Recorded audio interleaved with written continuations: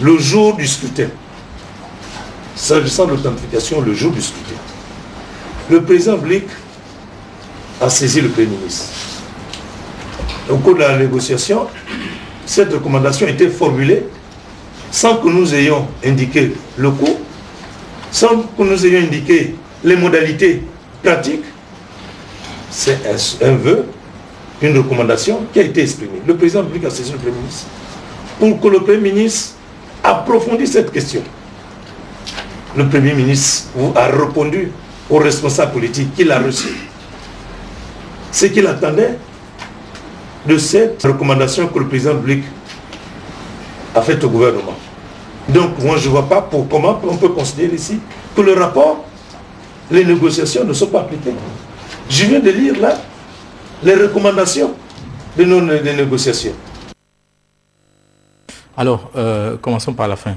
Oui. Sur les 10 recommandations. Oui. Quel est votre point de vue? C'est bien que la feuille de route est en train d'avancer. Non, le ministre a exposé les pas qu'il a fait sur la recommandation. La seule objection à lui faire, c'est de dire, bon, vous avez commencé, vous avez acté le passeport, acté aussi qu'il y aura authentification, acté aussi qu'il y aura traçabilité. J'ai dit, pour moi, ce ne peut pas être de raison de ne pas commencer déjà à faire la liste. Là, par exemple, le ministre Ndongo dit qu'il est gabonais. Je lui concède et j'ai des raisons de savoir qu'il est gabonais. C'est pas ça le problème. Ça c'est bon, dans la discussion, on peut évoquer pas mal de choses. Le problème central, c'est celui-ci. Il dit que partout, c'est le ministre qui organise des élections. Je suis d'accord, j'en ai organisé moi aussi. Mais ce que nous lui refusons, nous, c'est qu'il nous convie à une commission de pilotage où ces gouverneurs sont membres et nous sommes observateurs. Moi j'ai dit non. Qu'ils soient membres, que je sois membre, comme ça on parle à égalité.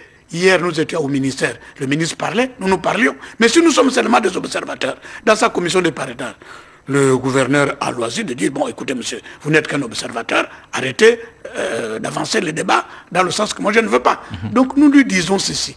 Demain matin, vous changez votre arrêté en disant les membres sont membres à part entière et on va en avoir du monde. Bon, sur tout ce que le ministre a évoqué, moi j'ai dit hier, quelque part dans une radio, qu'il a parcouru les recommandations, qu'il a parcouru ce qu'il a déjà commencé à faire, ce qui est bien. Mais quand il arrive à l'authentification, il ne nous sort pas l'endroit où le président de la République dit tant que cette question n'est pas réglée, monsieur ne commencez pas. Moi j'ai dit on peut régler cette question et de plusieurs manières. Il a dit lui-même le jour du vote. Ça veut dire quoi? À la fin du processus.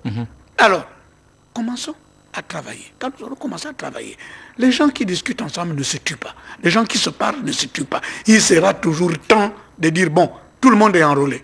Quid de l'authentification? Est-ce que c'est sur les machines? Les spécialistes ont dit qu'il suffisait d'avoir les iPads. C'est ma question. Qu'est-ce que vous entendez par authentification? Sous quelle forme elle peut se faire? Mais justement, les tenants de cette thèse ont commencé par dire qu'on ne fait pas confiance au gouvernement s'il ne marque pas ça dans la loi. Mais c'est le même gouvernement qui ne tient pas ses engagements. S'il le met aujourd'hui, qu'il ne tienne pas demain, quel moyen avez-vous de le contraindre? Je voudrais au moins qu'il l'acte. Bon, l'authentification, je vous ai dit que même actuellement, le fait d'avoir voté et de mettre votre doigt dans l'encre posée, ça veut dire que c'est vous qui avez voté. Le problème de fond, c'est que dans ce que nous réclamons actuellement, M. Maïla vote à Fougamou. Le bureau de vote dans lequel je dois voter est déjà identifié. Sur la liste, il y a la photo de M. Maïla. Et la liste, nous l'aurons tous. Et sur la carte d'électeur, il y aura déjà aussi la photo de M. Maïla. En Belgique, la carte d'électeur est une pièce d'identité. Vous pouvez retirer un mandat, inscrire un enfant avec ça. Donc, à juste titre, délivrer comme ça, la carte d'électeur devient une pièce d'identité. Donc là, moi j'ai déjà la liste. J'ai la photo d'Éric Nzengue Mangala. S'il veut voter à Fougamou, je dis, écoutez, sur la liste ici, il est prévu que vous votez à Mouila. Donc déjà ça, c'est déjà une forme d'authentification. Et après, il a été prévu que dans les bureaux de vote, il y aura des machines où après avoir voté, au lieu de mettre mon doigt dans l'encre, je pose sur la machine et la machine reconnaît qu'il s'agit bien de mettre Maïla. Est-ce qu'il y a là de quoi fouetter un chat entre nous? Non. Je dis seulement, commençons. Si c'est fait où la liste, il y a la photo de Maïla, la carte d'identité, il y a la photo de Maïla. Le bureau de vote dans lequel je dois voter est déjà identifié. Il sera difficile à Maïla de dire, après avoir voté à Fougamou, je m'avais voté à Yombi, on dira, attendez, il est prévu sur cette liste que nous avons tous, que vous votez à Fougamou. Vous venez faire quoi ici? Donc, moi j'ai dit, ce sera déjà un pas. Et le gouvernement sait pourquoi il retarde ce processus-là. Parce que à partir de là, il lui sera difficile de, j'ai dit hier au ministère, que lorsque j'ai posé la question au ministre, vous parlez de l'adresse. Je dis, il s'agit de quelle adresse? Il y a l'adresse fiscale, voilà, la résidence. Il s'agit de quelle résidence? La résidence fiscale, la résidence administrative. Parce que c'est cette notion qui m'a opposé aux autorités d'antan. Et c'est cette notion qui a permis aux gens de transporter du bétail électoral qui n'était pas inscrit à un endroit pour aller voter là-bas. À partir du moment où, quand on va me demander ma résidence, que je marquerai sur Fougamou, je ne peux pas aller voter qu'à Fougamou. Mais il sera difficile de venir voter à Lalala après avoir voté à Fougamou. Par contre, cette notion d'intérêt et de résidence secondaire, c'est ça qui a ouvert la porte à tout. C'est ça la boîte de Pandore. Mais cette disposition... il faut la supprimer. Mais il y a eu plusieurs concertations, Maître Maïla. Les politiques n'ont pas... Il faut la supprimer. Oui? Non, on l'a demandé. C'est pas tout ce que nous demandons qu'on nous accorde. J'ai dit hier au ministre, ces dispositions existantes, il faudrait l'enlever. Il faudrait que quelqu'un n'ait que la possibilité de voter qu'à un seul endroit, au domicile qu'il a choisi, et ce sera ça, la résidence. Il faudrait que les choses soient claires. Il ne s'agit plus aujourd'hui d'autoriser les Gabonais à voter à 5 endroits différents au motif qu'il aurait une maison quelque part ou que ses parents seraient nés là-bas. C'est cette question-là qui m'a fait partie du ministère de l'Intérieur. Je n'étais pas d'accord, et je l'ai dit, et à haute et intelligible voix. Un ministre qui parle fort, on ne le garde pas, et je suis parti. Dites-nous la vérité. Bon, mais je vous l'ai dit. Monsieur, je ne me fais pas prier. Je vous l'ai dit. Je l'ai même répété hier au ministère. J'ai dit au ministre, je soupçonne que mon départ de ce ministère était dû à ces dispositions-là, que j'ai combattu avec véhémence. Et c'est ça qui a ouvert la porte à la fraude. C'est ça qui a ouvert la porte au transport du bétail électoral. Pourtant, depuis votre départ, la disposition demeure. Bah écoutez, c'est moi qui l'ai combattu, c'est moi je suis parti, la difficulté était enlevée. Si j'étais resté, j'aurais peut-être réussi à l'enlever. Mais on a dit, bon, un ministre, ça se tait, ou ça s'exécute. Comme je n'ai pas su me taire, je suis parti. Mais cette disposition est une espèce de cancer. Alors, qu'est-ce qu'on retient? Vous intégrez les commissions, oui ou non? Nous intégrons les commissions à condition que nous soyons membres de ces commissions-là. Nous n'intégrons pas les commissions comme observateurs. Autant le ministre défend qu'il y ait ses gouverneurs, c'est normal.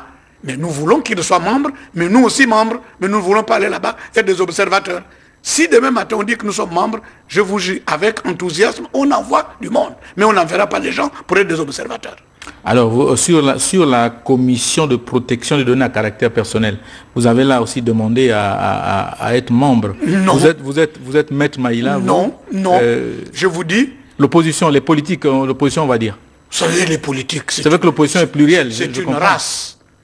Bon, je ne suis peut-être pas le meilleur prototype, mais Maître Maïla n'a jamais demandé qu'un membre de l'opposition ou de n'importe quel soit membre de la commission de la protection. Le ministre disait qu'il y aurait incompatibilité. Quelle est votre lecture? Ma lecture, c'est que comme le ministre, je pense que je ne peux pas être Maître Maïla, chef de parti et membre permanent de la Commission nationale pour la protection des données à caractère personnel. C'est incompatible. Les avocats, d'ailleurs, qui ont été sollicités pour occuper la... On dit non, nous avons nos cabinets. Si nous sommes permanents là-bas, qui s'occupe de nos cabinets? Ça veut dire que nous ne serons plus avocats. Donc là, moi je dis, en regardant tout le monde dans les yeux, qu'il serait incompatible que des hommes politiques se battent pour être membres de cette commission-là. Nous nous sommes battus pour qu'elle soit mise en place, d'accord, mais de là à vouloir nous aussi aller prendre place là-dedans, on serait jugé parti. On serait jugé parti. Et le ministre a raison. Chaque fois qu'il dit quelque chose de... J'ai dit oui, d'accord, je le lui concède. Et je ne connais pas dans l'opposition des gens qui vont aujourd'hui sont prêts à ferrailler, à faire des marches parce qu'ils veulent être membres de cette commission. Ce n'est pas notre tasse de thé. Moi je dis honnêtement, je me rangerai du côté de ceux qui sont contre. Je ne pense pas que ce soit la vocation d'un homme politique qui a un parti politique animé, qui doit être que d'aller se mettre membre permanent. En plus, ce qui fait la plaie de toutes les organisations ici, c'est cette question de per diem. C'est cette question de per diem. Moi, j'ai dit même dans les commissions, dès lors qu'on a mis les per diem, on a gâché la chose.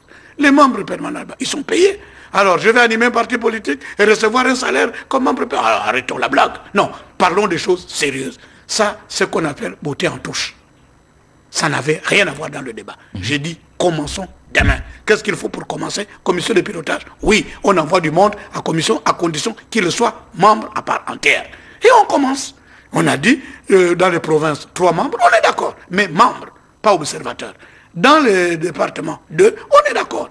Nous sommes d'accord sur toute la ligne, sauf qu'on ne veut pas être des observateurs. Vous êtes en train de dire que tant que cette disposition n'a pas changé, vous ne donnerez pas des noms pour participer à ces commissions. Je vous soupçonne d'être partisan, M. Nzenge Mangala. Je l'ai dit au ministre, je vous le répète. Un arrêté, ça se fait en 10 minutes. Et hier, quand nous avons fait l'observation, je n'ai pas observé que le ministre ait été contre le fait que nous demandons d'être membres. Donc, ne transformez pas ça en préalable. Nous sommes entre gens de bonne volonté. Le ministre, quand il a parlé, j'ai pris la parole au cours de cette réunion. Je lui ai dit, monsieur le ministre, s'il vous plaît, nous voulons être des membres, nous ne voulons pas être des observateurs. Nous ne faisons pas un préalable. Tant qu'il ne fera pas ça, c'est lui qui retarde les choses, ce n'est pas nous. Nous nous disons, d'accord, pour la commission de pilotage, d'accord, nous voulons faire partie, mais nous sommes des membres. On ne peut pas, dans une affaire qui nous concerne en premier lieu, être des observateurs. Avouez que c'est quand même fort de café. Maître Maïla, vous avez, d'entrée de jeu, parlé de biométrie depuis 2006, donc oui, qu'on en parle. Alors, depuis 2006 jusqu'à maintenant, est-ce que vous avez l'impression qu'on est bientôt vers la porte de sortie? Si, comme je le dis, le gouvernement a le dos au mur, là, si demain matin, on commence à identifier les gens, on commence à les enrôler, il sera difficile de faire marche arrière. S'il ne reste plus que des questions d'authentification de membres qui seraient observateurs ou pas, c'est là la moindre difficulté. Personne n'a la science infuse. Personne n'a le monopole d'aimer le Gabon. Nous l'aimons tous, mais chacun à sa manière. Nous disons que maintenant, si le ministre ne franchissait pas là, eh bien, il aura été le ministre par qui la biométrie aura commencé. C'est pas plus compliqué. Donc, nous disons, moi je vois la porte de sortie avec cette acceptation par le ministre de nous considérer comme membres, avec cette possibilité de commencer l'enrôlement et l'identification, avec cette possibilité de discuter des questions d'authentification par la suite. Mais il y en a qui disent non, le gouvernement va changer d'avis après. Mais il peut toujours changer d'avis s'il marque ça et qu'après il ne veut pas authentifier. Donc, moi, entre deux mots, il faut choisir le moindre. Le moindre mal aujourd'hui, c'est qu'on commence déjà à faire une liste à caractère biométrique, qui aurait l'avantage de rendre inopérantes les listes actuelles, qui aura l'avantage, si nous n'arrivons pas à bout, de constituer une question de force majeure, qui aura l'avantage qu'on aura sous la main déjà, qui ont été identifiés, enrôlés à partir de données biométriques, qui aura déjà l'avantage de ce que, quand vous êtes enrôlé, on sait dans quel bureau vous devez voter. Quand vous êtes enrôlé, vous avez votre photo sur la liste. Quand vous êtes enrôlé, vous avez votre photo sur votre propre carte d'électeur. Moi je dis, ce sont des avancées. Je ne parle pas d'une espèce de panacée. C'est pas ce que je veux dire. Et tous ceux qui ont parlé hier là, ont parlé très bien, mais aucun membre de l'opposition n'a jamais dit, nous n'allons pas aux élections, ou bien on ne va pas identifier, ou bien on ne va pas enrôler les gens. Alors, que le gouvernement ne se cache pas, parce que chaque fois la tentation de dire vous, mais parce que c'est vous qui êtes en face de moi, ce n'est pas le journaliste que vous êtes, ce n'est pas vous le ministre de l'Intérieur. Donc, nous disons, monsieur le gouvernement, s'il vous plaît, commencez à enrôler les Gabonais à partir de données biométriques. Commencez par faire l'histoire d'état civil. Bon Dieu, nous n'aurons jamais d'état civil fiable tant que nous n'aurons pas fait la communalisation des Gabonais, du pays.